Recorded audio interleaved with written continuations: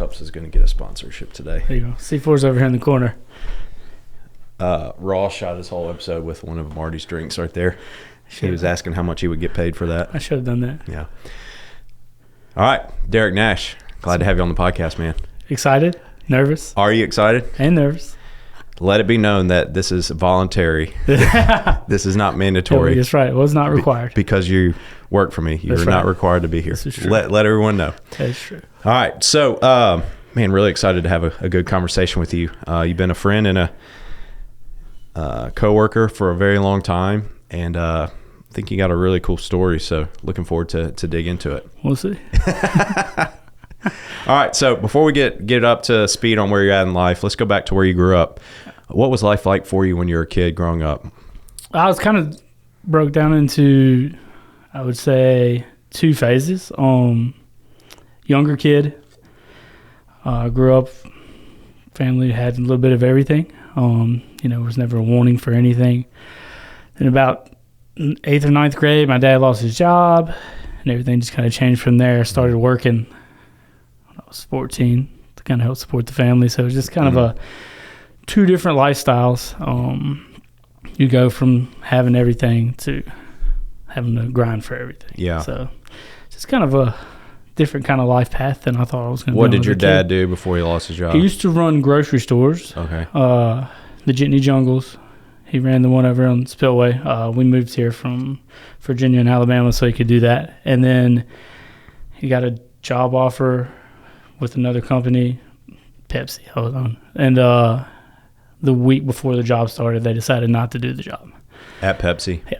They decided to not create the job, and it just kind of started spiraling from there. So he had left his old job to do that, and then he didn't. So what was that like at home? Did they kind of sit y'all down and tell you what was going on? Yeah, they just kind of told us. It's probably a little harder for my brother because he was a little older. He's 5 years older than me. So it was a little more hard for him. I was still pretty young. Young enough to not really understand that, other than like I couldn't get the newest whatever it was. Right. Like I always did. Like growing up, if their new video game came out, you were going to get it. I got it for Christmas, and my buddy from next door would come over on Christmas Day and leave his family, and we'd play. So just learning how to not get what I wanted. So after that, you were going into high school. How long was it before you got another job? I mean, I've pretty much worked since I was 14. A little bit of everything. So, yeah. So you went to work at that time, and then there was no looking back at that point. Yeah, never really So stopped. were you kind of supporting yourself with all your extracurricular? Helping with the bills of the house too. Oh, really? I mean, my dad started doing stuff again, but it wasn't, wasn't what we were used to. Yeah. Had to sell the house. Moved a lot, apartments, rental houses, things like that. So, So what was going through your head all through high school when you were working, going to school, working on your extra time? At first it was frustrating, and not because of what was going on, but because all my friends didn't have to do it. And as you get into high school, we're 16, 17 years old, and on the weekends I'm working. And they're going to Starkville and Oxford to party, to have fun, and I'm at home working. So it's kind of frustrating, but, looking back, I probably wouldn't change anything. So what jobs were you working at that time? First one was Pelahatchie Bay Trading Post, stock and shelf, getting crickets, cooking, cleaning. And then from there was... always did bricklaying in the summer from younger. One of my mom's coworkers, her husband did bricklaying. So I always did that in the summer. And then right after high school, I started doing that pretty much full time. That's a tough job. It is tough. The summers are bad and the winters are worse. Or worse because it's really cold. Yeah, I mean, you still have to use the water to make stuff. And it's freezing cold. So how long did you do that for? 3-4 years probably. Really? Wow. Long time. You really learned the value of hard work doing that. I did. You don't know how hard it is to work until it's so cold that when the guy you're working with is 4 or 5 scaffolds high, which is probably 40 feet in the air, maybe not that high, but and he he left his drink on the bottom, and so you put it in the bucket and you pull it up to him. By the time it gets up there, it's frozen. Oh my gosh. So that's how cold it was some days. Oh man. Yeah. So were you working any other jobs or at this time, or were you just bricklaying? It was just that one. And then on the weekends, I would go whatever job site we were at and clean up for whoever we were working for. So what led you to take that job in the first place? I needed something to do to needed a job. The pay was going to be good, and had to do what I could do. So you did that until you were how old? Mid-20s probably, early 20s, mid-20s, and then got a job. My mom worked at the school district county office, and they had a job come open with their curriculum department, pretty much just doing whatever for them, transporting books between schools, cataloging books in the storage facility, things like that. So I did that for several years too. So you were glad to get out of manual labor? It was awesome until you had to go to the storage facility, which was one of them was like a storage, like an outside storage. There's no AC, nothing. It's like in a warehouse. That was tough, but yeah. So through all this period of time, you're in your early 20s. What were you thinking ahead? Were you making any plans for life? Did you have any idea what you wanted your life to be, or were you just kind of in survival mode? That's what me and Avery talk about that pretty regularly. I've never had, and I guess it's just the way I grew up, expectations or any idea of what the future would look like. It was more like, this is where I'm at, this is what I've got, this is what I've got to do. Just never really looked forward. I was just looking at the next thing. Kind of just wake up, go to work, come home, and rinse, repeat, and got to do what you got to do. Absolutely. So once you moved out of that manual labor job and into the job working for the school, how long were you there for? Another few years, and then that job transitioned into accounting department at the same place. They had a accounts payable bookkeeper spot come up, which I really probably wasn't qualified for, but the superintendent at the time had seen that I could work, and whatever I wanted to do I could do. And so they gave me a chance to do it, and I did that for a couple of years. So what was the lowest point of this whole period? Do you remember a specific point that where you're just like, I don't know if I can keep doing this? No. I never really thought about it like that. Really? It was like, I just got to go. If I wanted anything, I had to just go. And like I said, there's no time for me, I didn't feel like there was time to think about what I was missing or what I could have or what was coming. Just, like you said, every day is the next day, and just keep grinding, keep doing that. So who were some of the people that were influential in your life during this period? The lady who was at the school district office who ran the curriculum department, she was an assistant superintendent, Dr. French. She was the one that gave me the chance to come work there. And she would meet with me regularly just to sit down and talk, see how I was doing, check in on me. She was awesome for that. The guy I did bricklaying with is really the one that kind of led me to God. One of the first things he made me do when I started working for him was he was going to buy shirts for us to wear. Everybody likes a free shirt, right? But we had to memorize a Bible verse. Oh, wow. And so we did that. What Bible verse was it? Isaiah 40:31. Do you still remember it? For those who wait upon the Lord shall renew their strength. They will mount up on wings like eagles.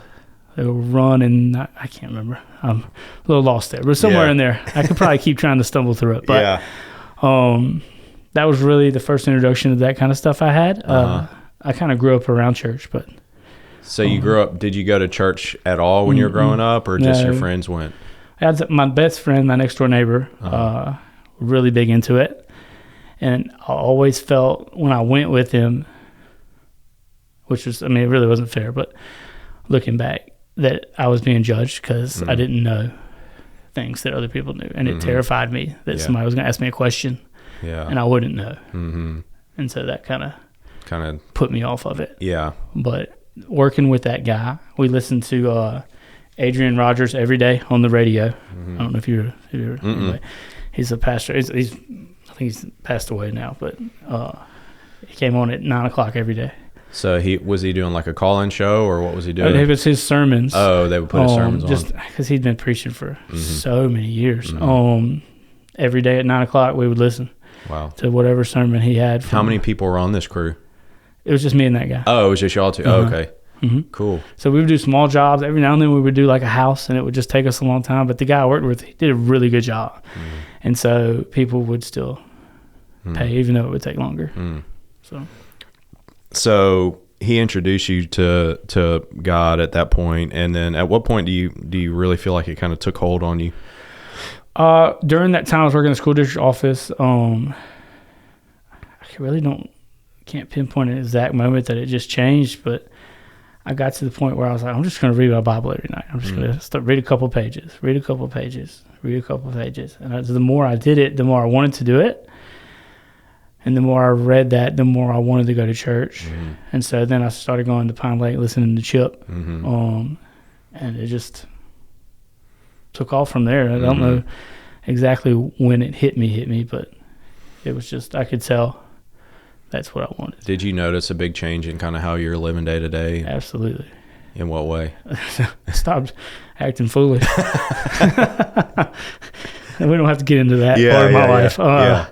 There was a stretch there where you're acting foolish. Well, I was a much different human being than I am now. Like Ludacris would say, act a fool. Yes, I was every weekend acting a fool. Every single. Yeah, I think we've all been through those seasons for sure. Yes, we did. So you're in your mid-20s at this point, and you're working out of manual labor, you're working a job, and you're starting to go to church. And what was next? Moved to Florida to work at a manufacturing company with a buddy. He moved down there. So your buddy kind of told you about it. His dad had moved a while back to run the facility down there. CKS, it's a manufacturing company. They make the Simply Orange bottles is what they made at the facility I was at. Went down there to work, and I wanted to get out of here. Not that I didn't love my family and love the situations. I just needed to get away. Looking back, it was probably one of the hardest things I ever did, because I felt like I was kind of abandoning them at the same time. That's one of the times I could really remember, like, just crying. I got on the airplane, and I could tell it just kind of hit me like, I think you're abandoning them. This doesn't feel right, but, you got to try to do this for you. Went down there and worked. Was only there for a few months.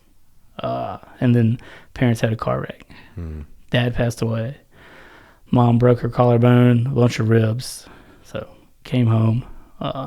Mom needed me. Couldn't go back. So then I'm here again. Man, so what was going through your head at that time? That was just a terrible time of your life. I was mad at God for what happened. Yeah. Like, why? It's not fair. My brother caught the brunt of it because, he had to answer the door when they came to knock on the door to tell him. Yeah. He shut down real hard. But and my best friend, I called him to tell him what happened while I was in Florida. And he was like, look, man, I don't know if anybody's told you this, but it's okay if you're mad at God. Like, he can handle it. So just be mad. Tell him you're mad. Yell at him. Do whatever you got to do. Just get it out, and he'll handle it for you. So that was probably some of the best advice I've ever heard. And it just came out of nowhere from him, which was what I needed to hear. That was tough for sure. Yeah. So how did you kind of get out of that season? So back here, I had to help my mom do everything. She couldn't shower. She couldn't go to the bathroom by herself. Luckily, her friends came and helped her shower. I didn't want to have to do that. That'd have been real awkward for everybody. Yeah. But, helping her go to the bathroom. Yeah. She couldn't really do much for herself. So she had broke her collarbone? Collarbone and 4 or 5 ribs. Oh, yeah. So she was really hard to move around. So much worse, man. Back to how it happened, my dad had a heart attack while he was driving, or stroke. They never really said, but the people behind it saw him slump over. So he was gone before and then the car veered over into a school bus. Oh gosh. Luckily, there's no kids on there. The school bus driver broke his thumb. That's it. School bus went up on top of the car. My mom happened to lean down and get something out of the floorboard at that exact moment, or she probably would have got her too. Man. So it's one of those things, like, very lucky. That's all shit had happened to her. I forgot what the question was. Yeah. No, it's all right.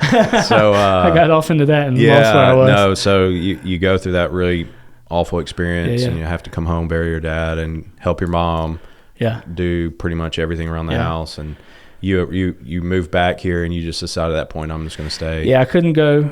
There's no way I could go back. My buddy was like, hey, you know, what's their plan? Like, what are you thinking? I was like, dude, I can't leave. I was like, especially right now, like, my brother had checked out.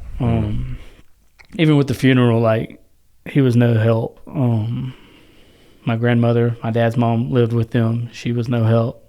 Like, the day after the funeral, she moved back to Virginia to be with her friends. So it was really just me and my mom trying to grind through that, take care of her, and then looking for another job whenever that. So what job did you end up taking? I started working at Regions Bank as a teller. Did that for a while. That was You didn't really like it. I don't like being super still or being inside and not being able to, like, move around. Yeah, so I just had Tim Bell on, and he worked at a bank until he got robbed at gunpoint. And he said that was his last day. I bet it was.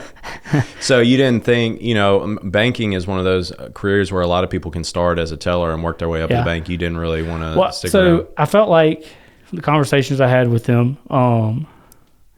since I never, like, finished college, it was going to be hard to do that, to move. Yeah, to move up. So really I just took the job to have something to do.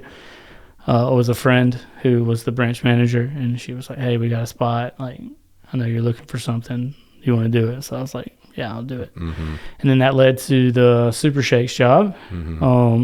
They used to come through the drive-thru all the time. So I got to know them pretty well, and they were like, hey, we're going to expand. We're looking for somebody to run the stores. Would you be interested? I was like, sure. So dove into that one. So they had been open for a little while at that point. Just the one little pop-up little store over there by the reservoir, and they were putting the one out here in Madison, in the township. So when they put the one out in the township, did you see me on the wall in there? I did. That was my first experience with Hunter, because every time we went to the bathroom, it looked like you were just staring at us. Yeah. He had a lot more hair then. Yeah, I had a lot of hair. They really turned the structure up on that because it made me look extra hairy in those pictures. People used to send me pictures of that all the time. They're like, I'm trying to go to the bathroom and you're staring at me. You were on the wall staring at folks. I was kind of glad when they moved. I guess they took that down off the wall. I'm assuming so, but I ain't been in there. So you went to a little bit of college? Yeah. So what did you do? Hines for like a year and a half. And I was also doing bricklaying. Yeah, so that was all day long, and so I was going to school at night. Night school. It was just, I couldn't do both. Yeah, you had to make money, and I couldn't function and do both. It was a lot. So tell me about Super Shakes when you went on and worked there. What was that like? It was good. It was kind of my first opportunity to, like, work with a bunch of different people and then be in charge of stuff. So they gave me a chance to, like, lead, run their business alongside them for a while, and then they kind of stepped back and let me kind of take off. But it was a good learning experience. I enjoyed it until, you know, you deal with teenagers for so long and you're like, okay, I can't. When you're having to be the boss of teenagers, holding them accountable, and I mean, hey, I can't come to work. I got this thing to do. I'm like, well, I got a date tonight. That's not how this works, bro. I'm going on spring break. Well, you should have told me. Yeah. So you got a choice. So, how long were you there for? 4 years. For a while then. 4 or 5 years. Yeah, it was good. You know, they talked about expanding, but never really, or franchising. Let me go back. Never really happened. What at their peak? How many locations did they have? 4. 4 locations. Brandon Township. There's one in the Healthplex. and then the reservoir one. Actually, then there was one at the distribution center in Flowood, so 5. So were you in charge of all of them? Yeah. Did you start that way, or you kind of worked your way up to that? When they brought me on to run the 2. Mm-hmm. And then as we grew, it just kind of grew from So there. you're in charge of all 5 of them. Mm-hmm. And so that's when you met Avery? Yeah. You want to get into that one, huh? We don't have to if you don't want to. That's fine. No. So funny part about that is the first time I met her, she remembers that I don't. It was the middle of she came to interview, and we had a ton going on that day. Like, we had a big event that afternoon. So me and a couple of other people that I kind of leaned on to help me do stuff, we had just finished working out at the Healthplex. We came downstairs. I completely forgot that I had to interview with somebody. So she was sitting down there. She came, and I was like, hey, y'all talk to her. I forgot for a few minutes. Let me go change. I'll be right back. Interviewed her. Again, I don't remember it. She remembers exactly what she was wearing and what I was. And so and I'm like, oh, sorry, I forgot. Yeah. So she started working there. Actually called her the wrong name for the first 2 weeks because her and another girl started at the same time, and they were both blonde. And so anyway, how it started with me and her was, so no person would start. I'd reach out to them, first day, every couple of days, just to see how they're doing, check in on them. She took it as I was flirting. I was literally texting everybody the same thing. But anyway, so she took it like that. So she started flirting, and then I didn't realize it. And then somebody was like, man, I think she's into you. And I was like, no. She was young, man. Like, she's 18. And I'm 30. So I was like, no.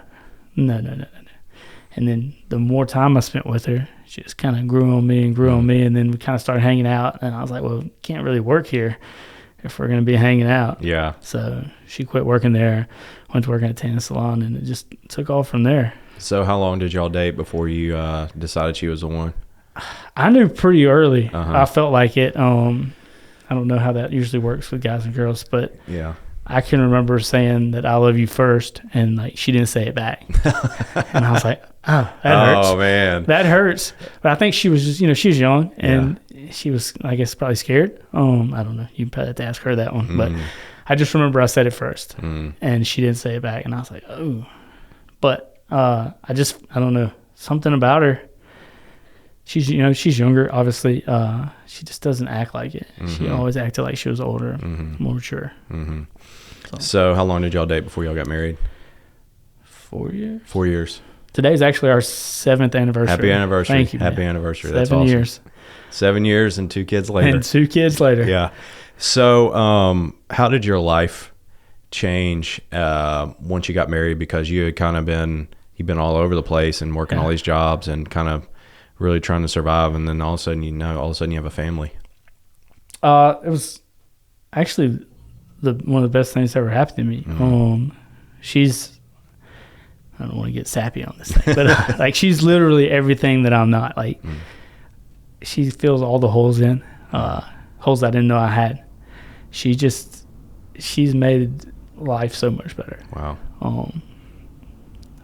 There's not a lot of details we could probably dive off into, but that's just to sum it up. It's just when you get to live with your best friend. Yeah. It just makes life better. That's awesome. Yeah, man. That's awesome. Yeah. Oh, absolutely. Yeah. So when you were, you gloss over this, working out at the Healthplex. Yeah. So tell me about your fitness journey. Yeah. So, growing up younger, we're outside active all the time.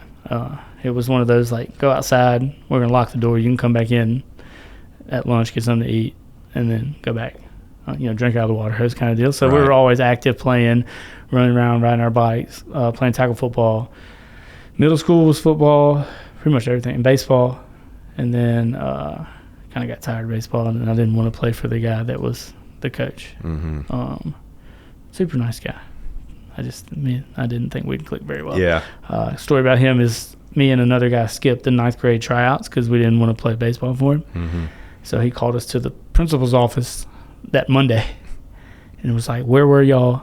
Why weren't y'all at tryouts? We were like, we don't want to play. He's like, I'll see y'all this afternoon. We're like, we don't want to be there. We're not playing. So we didn't go. Anyway, so that was kind of not a great relationship with that guy. Yeah. But, and it just turned into football for a while. In ninth grade, I thought I didn't want to play football anymore, so I skipped it. Felt awful about it. But really never took fitness seriously. Knowing what I know now would have been fantastic back then. Mm-hmm. It was more like, all right, we're lifting today at football. Okay, let's see how we can goof around to just get to practice instead of actually lift. And then, after that, you go to the gym, the bro gym. Mm-hmm. You do 20 minutes of cardio to warm up. You do the bro stuff. Right. Bench, curl, triceps. Maybe do legs every now and then. Mm-hmm. And then, maybe. Yeah, maybe. 30 minutes on the stair climber. Right. Stuff like that. So you were just kind of going with it, not really following any specific program and just kind of working out. And at what point did you decide to make a change? So I saw CrossFit on TV one time.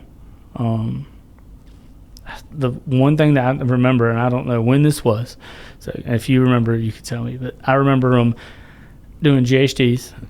I didn't know what that was. Yeah. But they were getting the medicine balls and like chunking them. Yeah.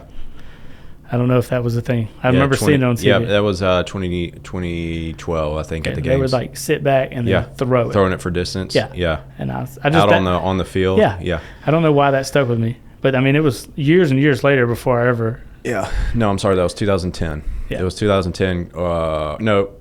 Yeah. Either 2009, 2010. Yeah. And that just kind of stuck with me. And so I always kind of like looked at it. That specific event. That, for whatever reason, that stuck in my head. Because you thought it would give you abs or something? No, I just was like, You're like, that's kind of crazy. I actually thought it was crazy. Yeah. But it stuck in my head. Uh-huh. And then when I was working at Super Shakes, there was another guy there that did CrossFit. Okay. And of course, I was like, man, whatever. Yeah. Whatever. You're doing those weird pull-ups, right? Yeah. He looked like a fish. Yeah. Giving him nonsense about it. Uh-huh. Just kind of watching from the outside. But it always piqued my interest because I didn't like just going in there and just walking in circles, doing the same thing over and over and over again. And then after we got married, it was one of those, like, I want to try this. Avery was like, well, go try. So I just walked in one day to a CrossFit gym and was like, hey, I kind of want to try this. And went from there, man. Uh-huh. Kind of took off running. When did Avery start working out with you? Not long after. Uh-huh. And she picked things up way faster, especially double unders. Yeah. It took me years, and she picked it up in like a couple weeks. Yeah. Yeah. Don't you hate people like that? It was frustrating because I'm over here trying. Yeah, yeah. And like she's just like, oh, this. So so when I first found out about CrossFit, I don't know if you know this, but it was when I was playing baseball, and I was doing physical therapy because I had torn my labrum playing, and they were showing me these videos of these. I remember distinctly the video. It was two guys and a girl, and they were doing a workout. And the girl stopped in the middle of the workout and threw up in a bucket. And then she got back and kept doing the workout. And I'm like, this is ridiculous. Like, I'm not doing this. And they were like, come back later and we're going to flip some tires out back. And I'm like, I'm not coming back. And then, fast forward a couple years and I played pro ball for a year. And then I worked out in the off season with a couple of guys. And then they left for spring training. And then I had a month left. And then I ran back into Josh Parks, who had started Mississippi CrossFit, who was the one who originally showed it to me. And he was like, why don't you come do this? I think this would really help your baseball. So I did. I actually saw him at Pine Lake Brandon before or after church one day. And so I went for a month to his gym, and then I felt amazing. And then I went to baseball, and I got released, and I spent all summer trying to get picked back up. And I was working at my grandmother's store at the time, and so I had a bunch of free time in between customers. And so I'd get on the computer and watch CrossFit videos, and I learned about the CrossFit Games and watching that specific CrossFit Games you're talking about, and then learning you could compete at it and learn about regionals. And I'm like, I think I want to do this, you know. And so that fall I went back and joined, and that was 2010. So it's funny how many people have seen it on TV and were like, I really want to do that. Yeah. So you kind of hit the ground running with your CrossFit, and at the same time you're freshly married, and then you got a job that you probably got more responsibility than you ever had. So your life is looking a whole lot different at this point. Yeah, it was a lot different.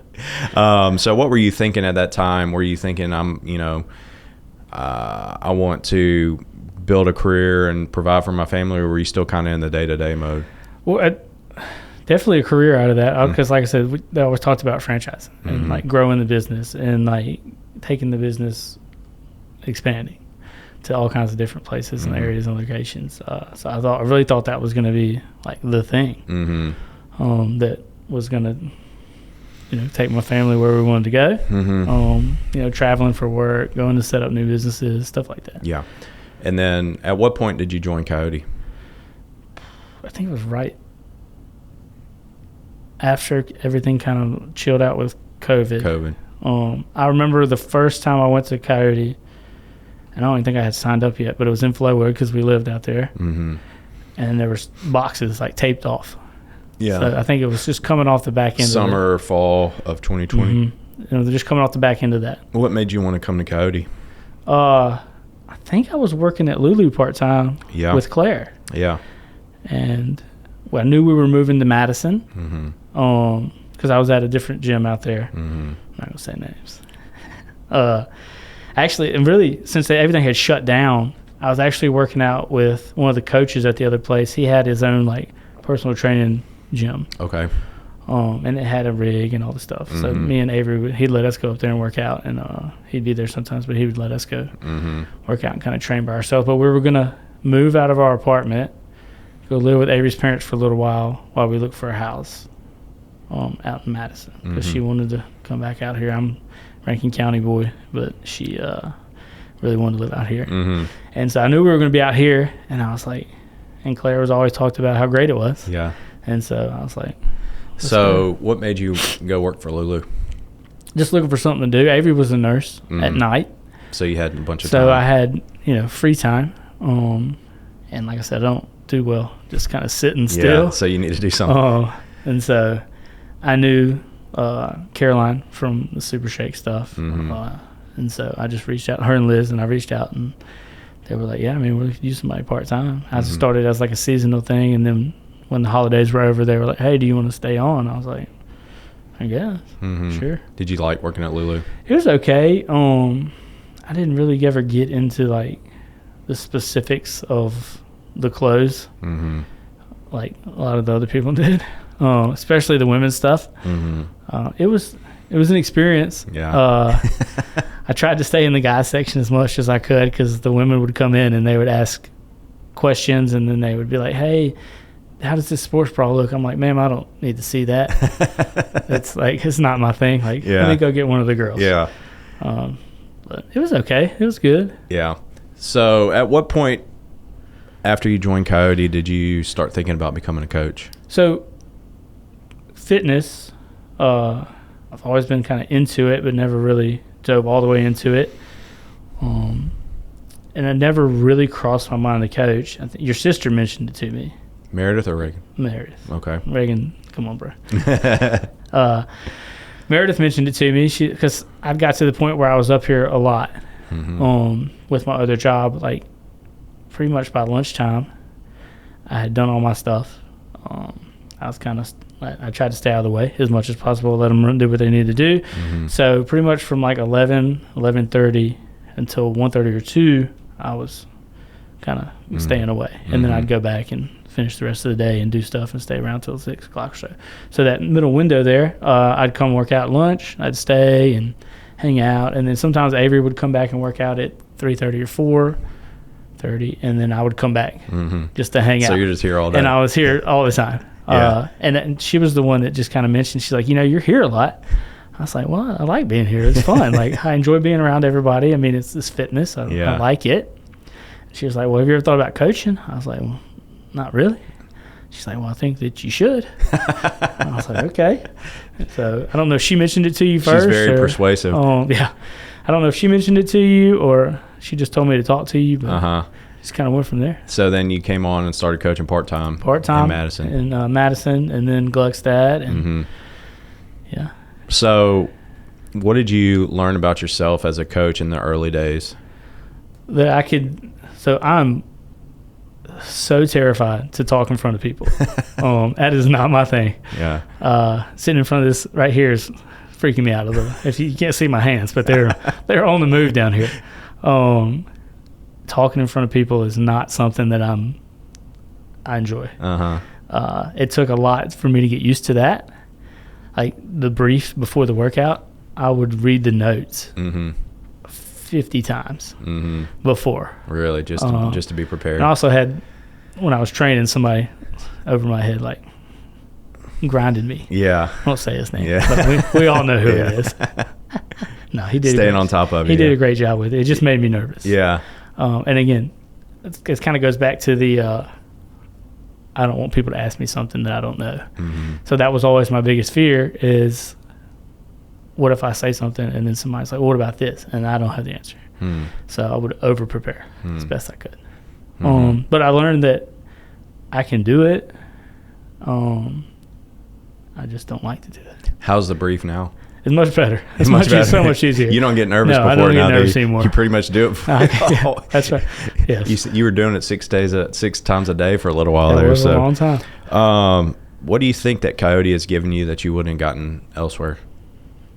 Well, very just outside of the gym, a family. I feel, me and Avery talked about this the other day, how we feel like a huge part of y'all's family.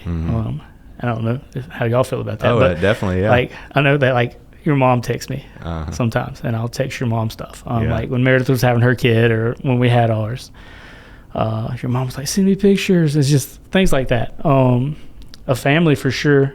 It's even just expanded out of ours. I mean, to me, that's the biggest part of our gym is the family. And it's all a family. People call it community, but I think when you get really into it, it's a little closer than just a community. Yeah, absolutely.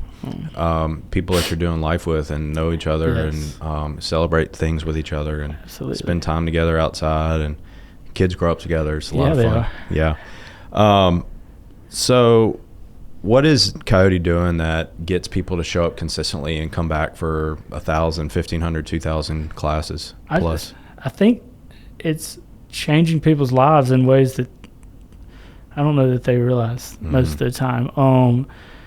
Because, I know we talk about doing everything at your own pace and what feels right to you, and it's not just us saying that.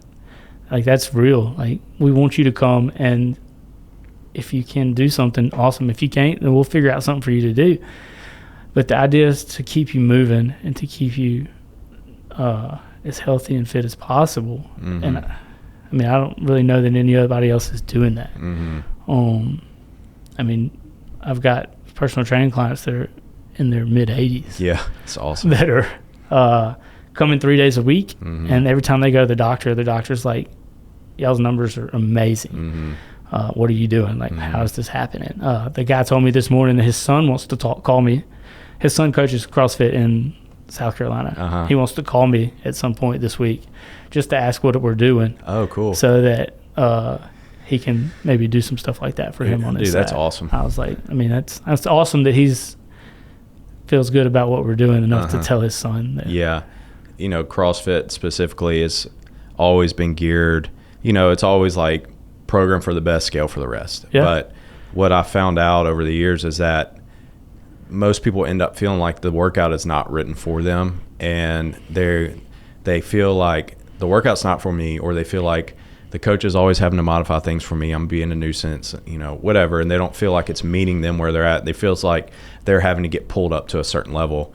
And so once we, kind of change the way we did things and have the 4 different tracks, and it's really going down and trying to meet people where they're at. And literally they can walk in off the street and do a workout the very first day without feeling like they're getting left behind, because that's the way the program is. And then the coaches are trained to be able to do that. All of a sudden you start having people from all walks of life. And if you walk into, I would say, a lot of CrossFit gyms around the country, you will find most of the people are kind of very similar. They're kind of similar age range, similar goals, very competitive, want to do all the movements.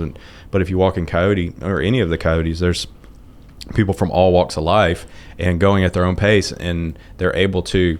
The one thing that I think is really cool is that you can transition out of one phase of life into another phase of life, all inside Coyote at the same, following the same program, as opposed to feeling like you had to leave and go to another gym because it's not really designed for you anymore. So it's really cool. It's really cool to see that so many different types of people. And then one thing you mentioned that I think about all the time, and I've thought about it for 15 years or 12 years probably, when I started seeing people come in and literally their life has changed. Like their bodies changed. They look younger. They look healthier. They're more vibrant. They have more energy. And then they're like, okay, I'm going to leave. And I'm like, what? Do you not remember the person that you were when you got here?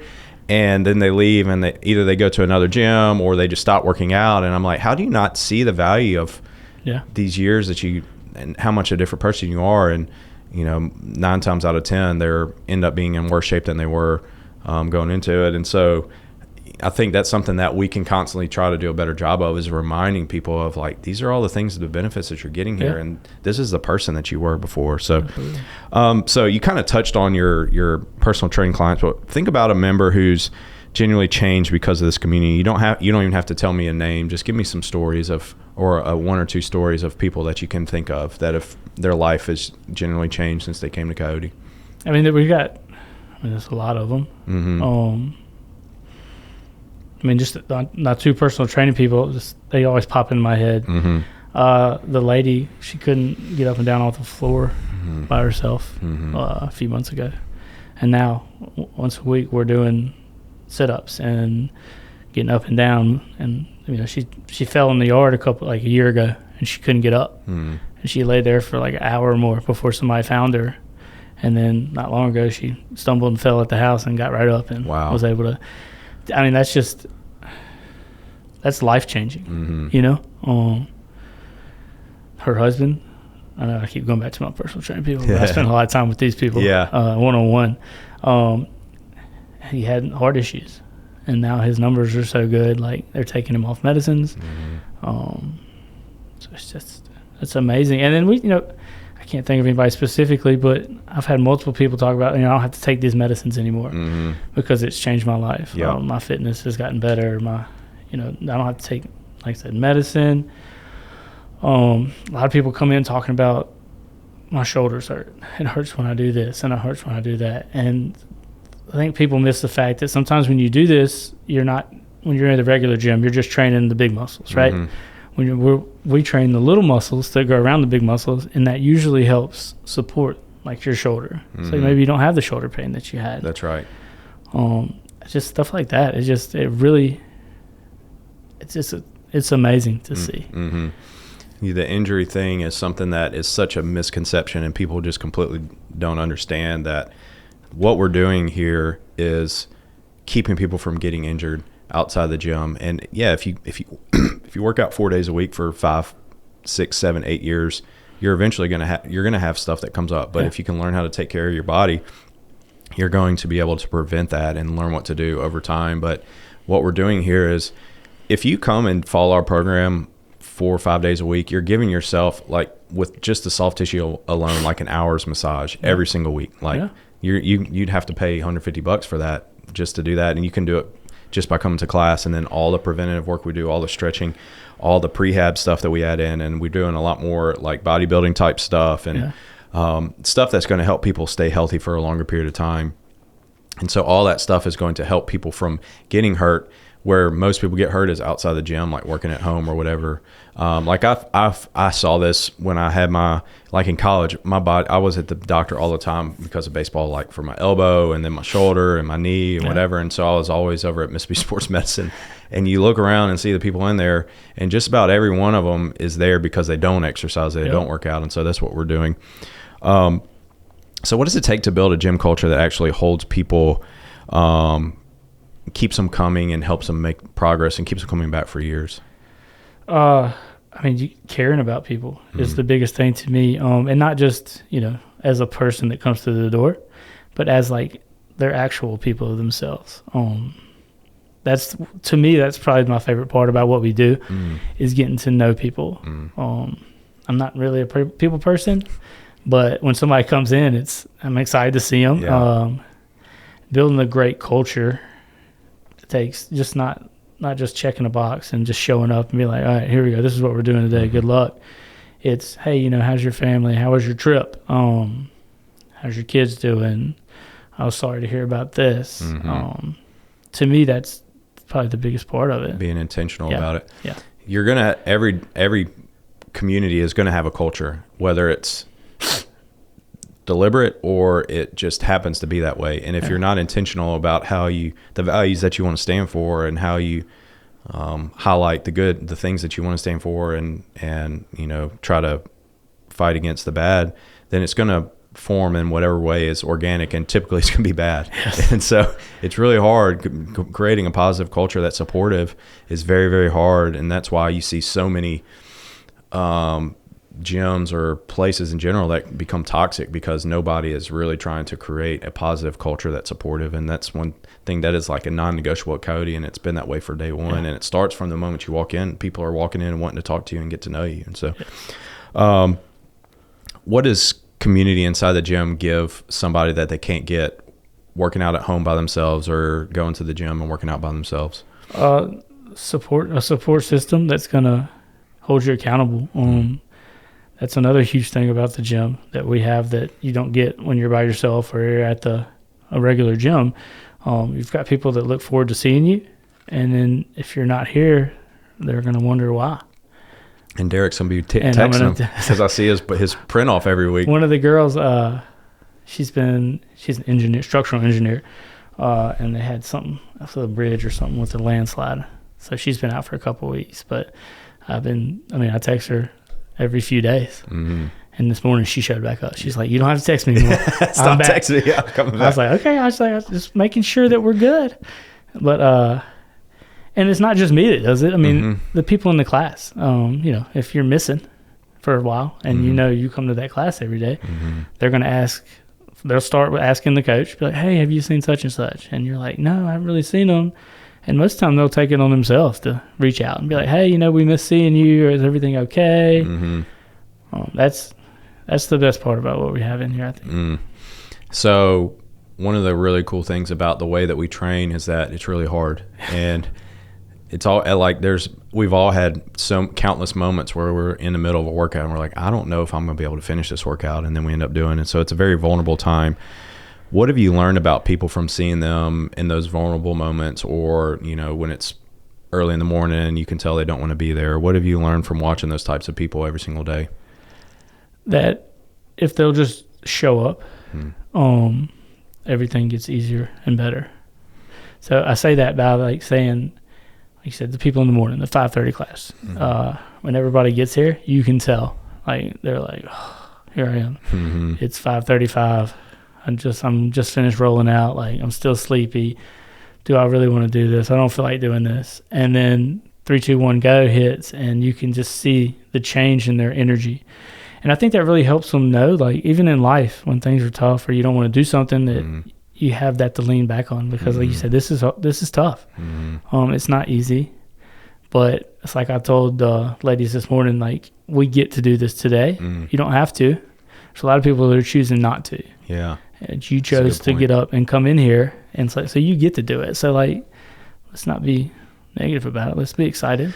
And you can go, like you said, your own pace. You don't have to come in here and try to beat the fastest person. Every day you're building evidence for yourself that you can and will do hard things, and also that you're going to show up and be consistent and do what you say you're going to do. And you do that long enough, you really become that type of person. Yeah. What's the hardest part about building and maintaining the community at Coyote that probably people don't realize from the outside? The hardest part about building it is keeping people with the positive attitude is tough most of the time, because like I said, this is tough, and it is very easy to fall into the trap of, oh, this is going to suck. This is not going to be fun. And if you're the coach and you agree with them, then that person's like, oh, this is going to suck. And you can't fall into the trap of doing that, because you could just ruin somebody's experience. And just one time, if they hear it one time, hear you say, this is going to suck, this is not going to be fun, they'll think that, and then they'll continue to think that, and then the next person, they'll tell somebody, and then they'll tell somebody, and then you look up and everybody thinks this sucks, and it's not reality. Yeah. What do you want Coyote to be known for?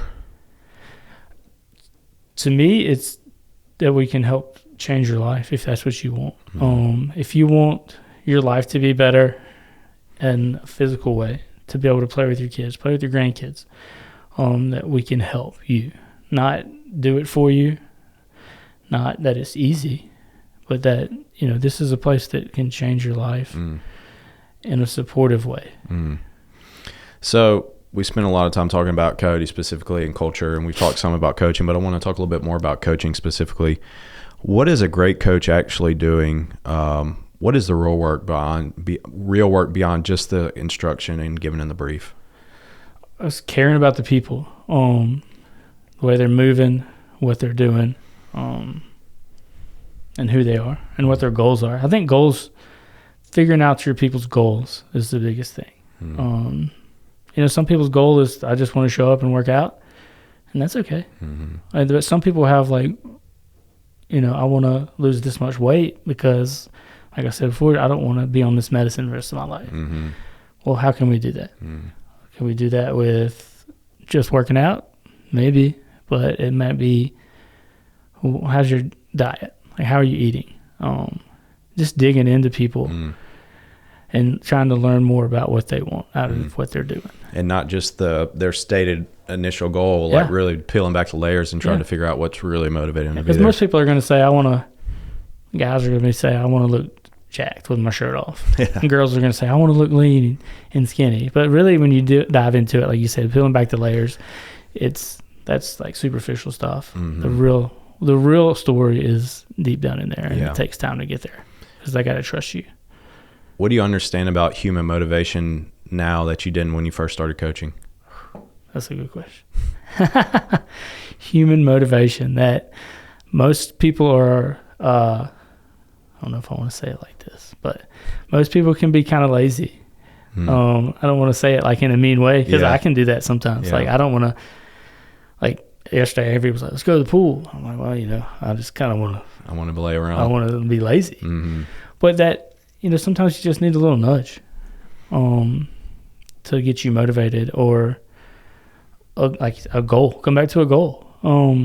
Set a goal and let that motivate you. But most people don't really have the motivation to do what they want. Well, it's ingrained in our DNA to go down the path of least resistance, and so to seek out something that's really hard is out of our nature. Yes. And just by showing up here, that's seeking out something that's hard. What's the hardest kind of person to coach, and what have you learned about coaching them? The people who know everything, it's hard to tell them stuff. So they hear you, but they don't hear you. Like your brother. Love him to death. But you can't tell him anything, man. I try. But he's like, well, until I can't do this, then I'm just going to keep doing it my way. Yeah. I'm like, hey man, you're split jerk, bro. It's your footwork is like really. He's like, until I can't push this much over my head. And he says it in a joke. He's not being mean. He's not being rude or anything. But he's set in his ways. Right. That's okay. It is tough to coach people that know things, and it makes it more challenging when they're doing it wrong. Let me take that back. Not wrong, but not in the most efficient way or the safest way. So trying to peel back how you can say something to somebody, because I could say something to you and then say something to somebody else, and they might hear it a different way. So trying to figure out how to say things to somebody that they can hear it, and they don't hear it as you're wrong. That's why I wanted to go backwards on the you're wrong part. And we're like, hey, well, let's try this. It might be a little more efficient and effective. How do you handle somebody who isn't showing up for themselves? Like they joined the gym and they said they wanted to achieve all those goals, and maybe they're being inconsistent or not showing up or ducking your calls or whatever. First of all, getting in touch with them if they're ducking the calls is tough. But when you do see them, just be, I don't want to say overly friendly, but more attentive. Really digging in, like, hey, so what's going on? Can we talk? Maybe outside of class, or even during class, just kind of chit chat with them, let them know that they're missed and that you want them here. And just remind them, hey, we hadn't seen you in couple weeks. How are things? Like, you had these goals that we wanted to work on. Is that still what you're looking for? Are you looking for a different kind of goal to work on? Because maybe what they said, that goal's not what they wanted. Yeah. And so, what's something a great coach gives people that doesn't have anything to do with fitness? Let's see. What a great coach gives people that doesn't have anything to do with fitness. That's a tough question, bro.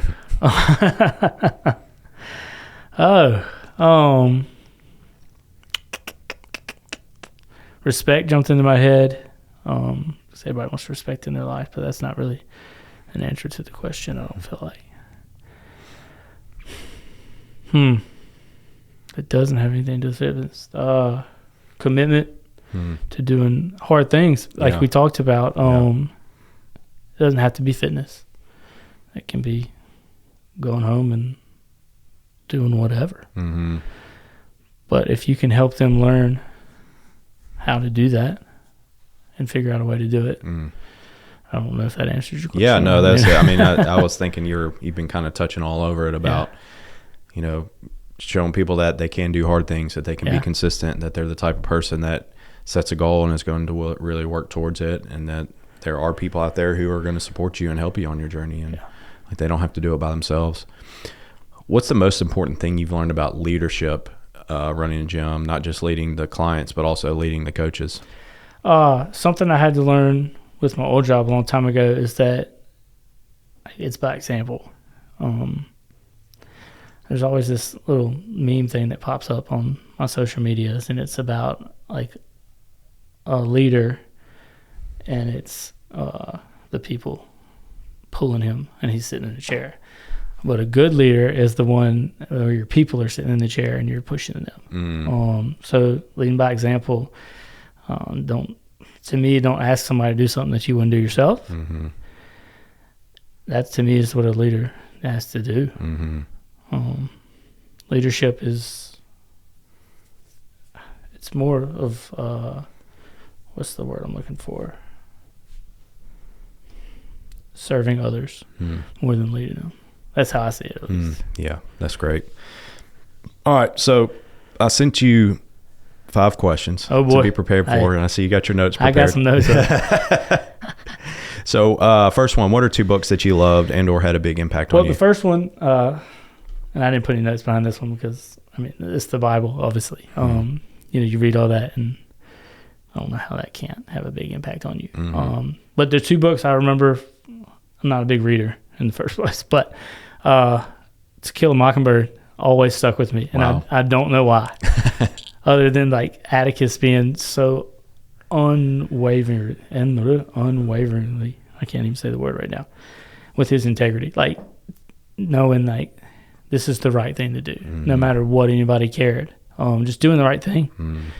That's what I took from that book mostly. No matter what the cost, doing what was right. Of course, that book is, I don't know if you remember reading it or not. Oh yeah, I remember reading it. Yeah, it's one of the most famous books of all time. It is. And then the other one was Where the Red Fern Grows. I don't know why these 2 books. I saw the question. And these 2 books immediately popped into my head. That one make you cry, won't it? It did. It's very sad. Yeah. I put that in my notes and everything about the dogs. But realizing that, and I didn't even put this in my notes, but this just popped in my head. The dogs are in his life for that season for a reason. To teach him, what love is and what caring about others are, but to sacrifice themselves. And, you can really tie this back to the Bible if you want. If you look at any good story, you can really tie it back to the Bible, just about anything. But, sacrificing themselves and like, that their purpose was to save him and to help his family. And then, towards the end, they move, and he's really sad, but his dad's like, hey man, like if we moved to the city, those dogs would have been miserable. Yeah. And then, he goes to say goodbye, and there's a red fern growing, and his grandfather told him that only an angel could plant one of those. So it's just kind of, that stuck with me pretty hard on that one. It's very sad though. Yeah, it's a great book. I think I remember crying when I read it when I was a kid. What's a piece of advice that really stuck with you? I said one earlier, but then jumped out of my head. One of them was a Ted Lasso quote. And I don't know why this one stuck with me either. He's got a lot of good quotes. But it's, I hope that none of us are judged by the actions of our weakest moments, but rather by the strength we show if we're given a second chance. Wow. Like, because we're all human. We're all going to make mistakes. It's can you learn from it? And if you're given that second chance, can you step up to it and really, do what you need to do? Yeah. And another one was, I don't know if this is advice or not, but it was most decisions are made about you when you're not in the room. So, if career-wise, when you're not around your friends or family or, a group of friends and your name comes up,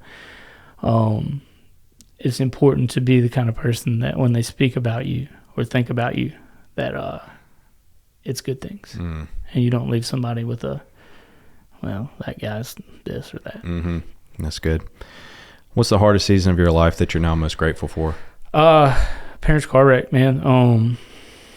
That may have been one of the first times that I learned that I could do things that I didn't think I could do. From the phone call to the getting back home to having to plan a funeral for my father with no help. Like my brother was checked all the way out. I remember sitting him and my grandmother down in the kitchen and being like, look guys, like I need this, this, and this from y'all. Like I'm having to do everything and help take care of mom. Like I need y'all to kind of chip in. It was very overwhelming, but it had to be done. From, picking out what my dad was going to wear to like, did we want to see him before, and planning the whole funeral, what we were going to do with the body, what we were going to cremate, all this stuff. But like, again, it showed me that I could do hard things and that, you're not alone. Like God's with you always. And just lean on that. So that to me is, I obviously wish that didn't happen, but it did. What's something about you that would surprise people who think they know you? Two things. One, people may know this by now, but I'm a major introvert. Like I am not a stand in front of the people. I said that earlier, not a stand in front of people talk. I would be just as fine not talking to anybody most days. But it kind of drags it out of you to be here. So when I get home, I'm pretty zapped. So Avery doesn't get a whole lot of talking done. And the other one is I do not like to be touched. I am not a hugger. I'm not a huge hugger. I don't really like people touching me. I don't like people in my bubble. Me and Avery don't see. I sit in the chair. She sits on the couch. I like my space. That's funny. Last one. What are you most competitive about that has nothing to do with your career? That one is that one's tough because I even looked at Avery last day and I was like, what am I competitive about? She's like, nothing. I'm just not very competitive. In the gym I'll get competitive with somebody if I'm working out with somebody, but just not. Like I'm a pretty relaxed guy, pretty chill. Yeah. I don't really. That may go back to the not having expectations or plans or anything like that. Just going with the flow and grinding, doing what I got to do. So. All right. So you're married with 2 kids now. Yes. What has fatherhood done to how you think about your role as a coach and a community leader? Definitely teaches you more patience. Definitely. Yeah. Which is, I'm already a pretty patient person, I feel like. But if you don't have small children, you may not understand what kind of patience you have to have. Oh, yeah. Especially with my little boy. He's yeah, especially when he gets to go with Indy too. Yeah, they get going and it's just but it's fantastic. But it does teach you the patience and that, again, the saying things in a different way. You can't just tell your 2-year-old like no because I said no. Sometimes you have to really be able to tell him why. And I know he doesn't understand everything, but And then same thing in here. You tell people to do something, not just because that's what's written on the board, but because there's a reason why we're doing it. Yeah. So that's helped with it. What kind of husband and father are you? Hopefully a good one. I don't know. Ask Avery. She's depends on what day you ask her though, I'm sure. I try to be hands-on and attentive. I try to do anything I can do to help. I ask Avery constantly, like, what can I do? Like, how can I help you today? Like, I know you just had a baby a month ago. You're at home with both kids pretty much all day. Mm-hmm. Like, what can I do to help you? Mm-hmm. And then with, the 1-month-old, feeding her, changing her diaper. I mean, that's not what she's doing. But with Ollie, being very intentional to try to get on his level. If that means getting on the floor with him, which that means he's going to jump on my back. But, he wants to show me something. No matter what I'm doing, I try to stop and go see what he's doing. Even if he just wants to point at there's a bird outside. Just so he knows, like, I'm there for him no matter what happens. So that's great. What do you want your kids to see when they look at you in the future about the life that you've built? That if you work hard and have faith that God will provide. But hard work, like, I haven't had the best life, the easiest. I'm going to take that back. Not best, easiest life.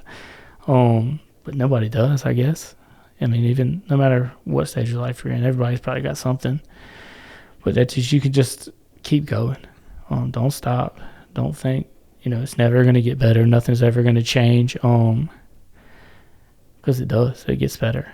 Like, I would have never looked back. Looking back, I'd have never thought a lot of things that I think right now. Like, I tell Avery how grateful I am all the time that I'm with her and that she chose me and that we have a house. Like, if you'd asked me 15 years ago, you think you'll have a house one day? Nope. Really? Probably not.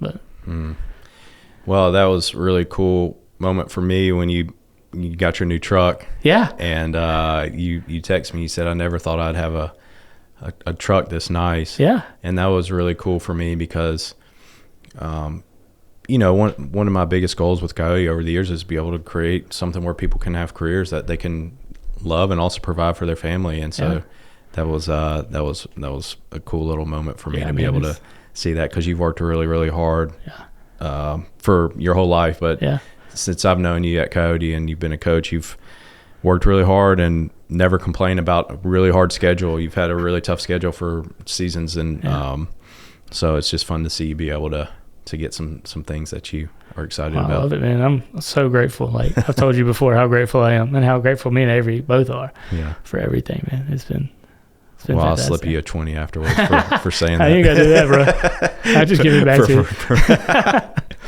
So for somebody that's listening right now that could be in that winding season that you were in, where you were trying all these different jobs and going from thing to thing and just really trying to keep your head above water, it seems, what kind of advice would you give somebody in that season right now? Pray. And then just talk to God about everything. And then listen. I know that people pray. And they're like, I'm just going to say my prayer and then I'm done. Pray. And then, like I said, when I say listen, like, be intentional with it. Don't just be like, all right, well, I'm about my day. There's a lot of times during all that if I was in the car, I would pray for a minute or two and then just cut everything off and listen. Sometimes things pop in your head and, is that my head? Is that me? Or is that God? Yeah. But, if you're not listening, you'll never know. And then just don't give up. Keep going. Wow. So that's awesome.